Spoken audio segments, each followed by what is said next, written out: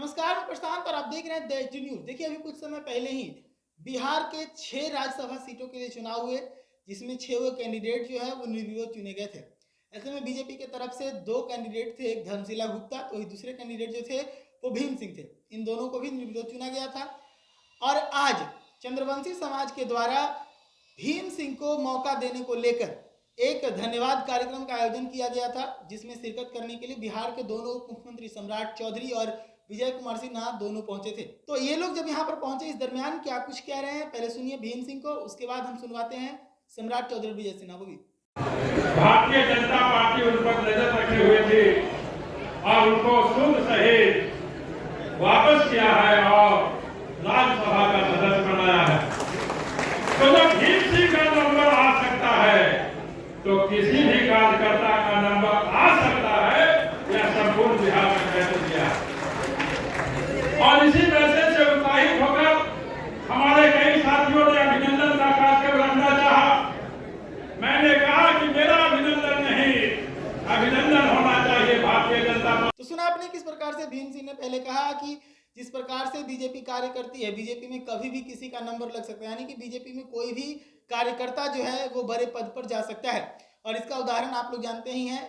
इसको तब से ज्यादा उछाला जाने लगा है जब से मध्य प्रदेश में सीएम को एक और मौका दिया गया है मोहन यादव के रूप में। तो वहीं इसी बात को आगे बढ़ाते हुए भीम सिंह ने कहा कि बीजेपी में कोई भी बड़ा बन सकता है कभी भी। और वहीं राजद के ऊपर आरोप लगाने लगे कि राजद एक ऐसी पार्टी है जिसमें सिर्फ और सिर्फ परिवार की ही चलती है। इसी बात को आगे बढ़ाया सम्राट चौधरी ने आगे बढ़ाते हुए कहा कि बिहार में बीच में कुछ ऐसे लोग आ गए थे जो गुंडागर्दी करने लगे थे और 12 तारीख को चीरहरण करने वाले थे। और इसके बाद क्या कुछ कहना, जरा सुनिए। प्रधानमंत्री जी ने इस चीज को पूरा किया साथी, और आज हमें गर्व है। हम ऐसे नेतृत्व के साथ काम कर रहे हैं जिन्होंने 2014 के चुनाव में 530 कमिटमेंट किया था इस देश को, 530 संकल्प लिया था, और 530 में से 2019 आते आते 529 मतलब 99% मार्क नरेंद्र मोदी की सरकार को, जिन्होंने अपना काम पूरा करने का काम। क्योंकि हम कमिटेड हैं, जनता को भी कमिटेड है, जनता के काम के लिए भी कमिटमेंट है। और आज भी आप सोचिए कि हम लोग लगभग 40 वर्ष से हमारे लोग, मैं तो लवकुश समाज से आता हूं साहब, भगवान राम इंतजार कर रहे थे और मोदी जी से लोग पूछता था कि गरीबों को पक्का मकान मिल रहा है। 4 करोड़ गरीबों को पक्का मकान देश में मिला। तो देश के प्रधानमंत्री जी से पूछ रहे थे प्रभु श्री राम, अरे मेरा मौका कब आएगा, हमको भी तो भव्य राम मंदिर मिले चाहिए।